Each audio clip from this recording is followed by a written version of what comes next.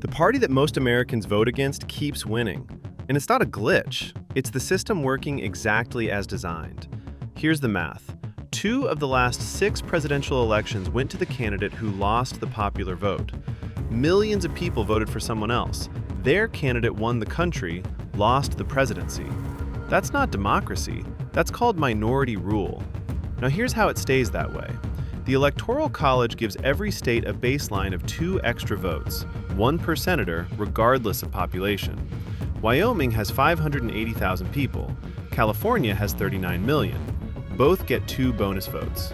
A Wyoming vote is worth roughly 4 times a California vote in a presidential race. Stanford researchers found that 4 out of 5 Americans had 0 real electoral influence in 2012 because the race was decided by a handful of swing states before their votes even mattered.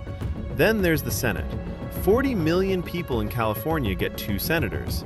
580,000 people in Wyoming also get 2 senators. That means a small state minority can block legislation that the vast majority of Americans actually want. Healthcare, gun safety, voting rights, all killed in a chamber where geography matters more than people. Then there's the House. Gerrymandering means politicians draw their own districts and choose their own voters. As of 2026, just 8% of voters effectively decide 83% of House seats during primaries. The general election, where the rest of you show up, is largely theater. The winner was already picked in a low-turnout primary dominated by the most extreme slice of one party. And then the Supreme Court made it worse. In 2013, it gutted the Voting Rights Act.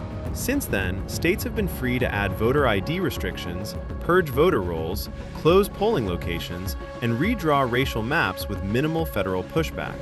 In 2025 alone, 16 states passed 29 new laws making it harder to vote. The John R. Lewis Voting Rights Act, meant to restore those protections, is still stalled in Congress. Here's the result.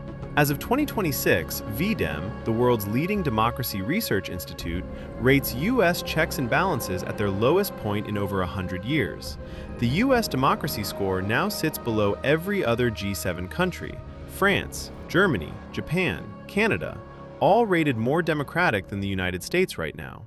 68% of Americans, including majorities of both Democrats and Republicans, say the U.S. used to be a model for democracy but isn't anymore.